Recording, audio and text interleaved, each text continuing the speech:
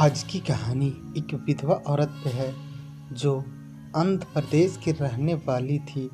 उसका पति का साया बहुत कम उम्र में उठ जाता है और वह बेसहारा हो जाती है।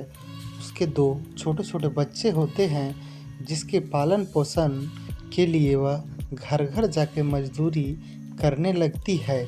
और उस औरत का नाम जानवी था और वह मजदूरी करने जाती तो उसके साथ के मजदूर उसके साथ गंदे गंदे बात किया करते और गंदे मजाक भी उड़ाया करते, जैसे उन सभी का वो प्रॉपर्टी है। वह औरत मजबूर थी, सबकी बात सुनकर चुपचाप काम किया करती। एक दिन ऐसा हुआ कि वह किसी के यहाँ काम कर रही थी और लोग उसे गंदे गंदे कमेंट कर रहे थे। तभी वहाँ से एक मस्तान करके व्यक्ति गुजर रहा था। उस व्यक्ति का नज़र उस पे पड़ा और वह सुनकर वह लोगों को डांटने लगा और उस औरत को भी बोलने लगा कि तुम्हें शर्म नहीं आता है, इस तरह लोग बोलते हैं, तुम चुपचाप क्यों रहती है। तभी उस औरत बोलती है कि साहब, मेरा पति का साया 15 साल पहले ही उठ गया है और लोग ये सब मेरे साथ हर रोज़ किया करते हैं, ये सब रोज़मर्रा की ज़िंदगी हो गई है। तभी वह व्यक्ति जो मस्तान था उसको दया आ जाता है और उस औरत को समझाने लगता है। तभी बातों ही बातों में उन दोनों का दोस्ती हो जाता है। धीरे धीरे उन दोनों का नज़दीकियाँ बढ़ने लगता है और बाद में प्यार हो जाता है। मस्तान जानवी के घर आने लगा और फिर उससे शारीरिक संबंध भी बना लिया। कई दिन बीतने के बाद जानवी का एक लड़का बाहर से आता है और वह घर पे आता है तो दरवाज़ा बंद रहता है। तो वह लड़का माँ को आवाज़ देने लगता है तो अंदर से आवाज़ आता है कि बेटा थोड़े देर रुको, दरवाज़ा खोलता हूँ। काफ़ी वक्त बीतने के बाद दरवाज़ा नहीं खुलता है तो उसका लड़का उस दरवाजे को पीटने लगता है। तभी माँ अंदर से दरवाज़ा खोलती है। तभी उसका बेटा देखता है कि एक अनजान शख्स उसके रूम में है। वह माँ से बहुत गुस्सा हो जाता है और इंतज़ार कर रहा था वो शख्स जाने का। वहाँ से मस्तान के जाने के बाद वह लड़का माँ से पूछने लगता है कि यह कौन है। कि माँ बात को टालते हुए बोलती है कि शख्स ने हमें सहारा दिया है, लोगों को ताने से छुटकारा करवाया है। बेटे को कुछ समझ में नहीं आ रहा था। बेटा एक दिन मस्तान से बोला कि तुम ये सब गलत कर रहे हो, यहाँ आना जाना बंद कर दो, नहीं तो ठीक नहीं होगा। मस्तान को यह सुनकर अच्छा नहीं लगा।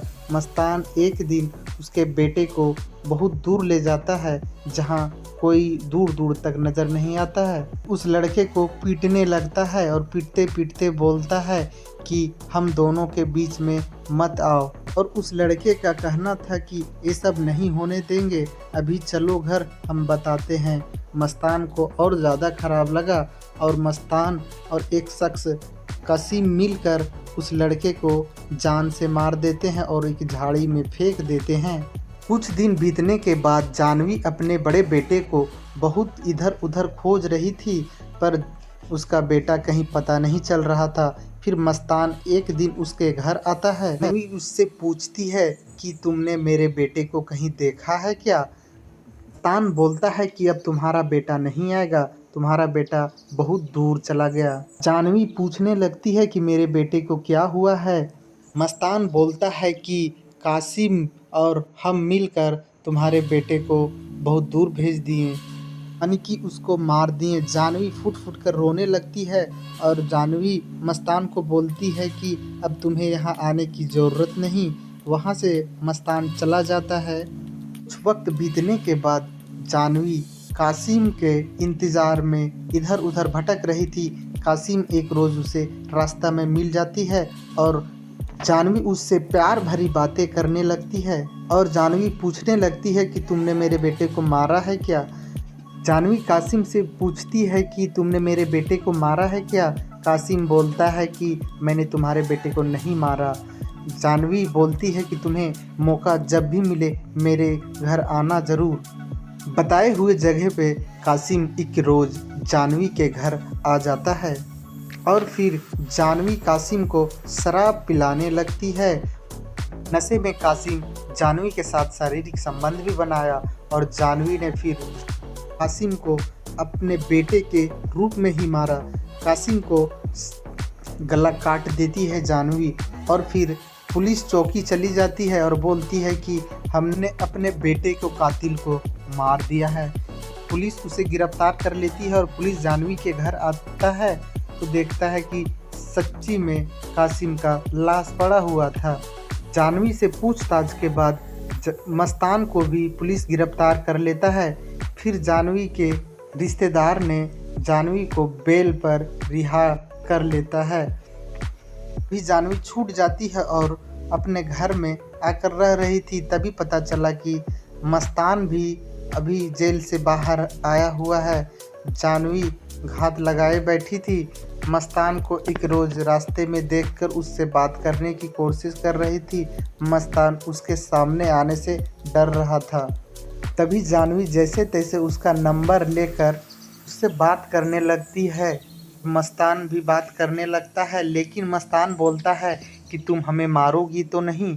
जानवी बोलती है कि अब तुम्हें मार के क्या मिलेगा, हमने अपने बेटे को कातिल को कासिम को मार दिया है, अब साथ में रहना चाहते हैं। और कुछ दिन बीतने के बाद जानवी का भाई का बर्थडे था।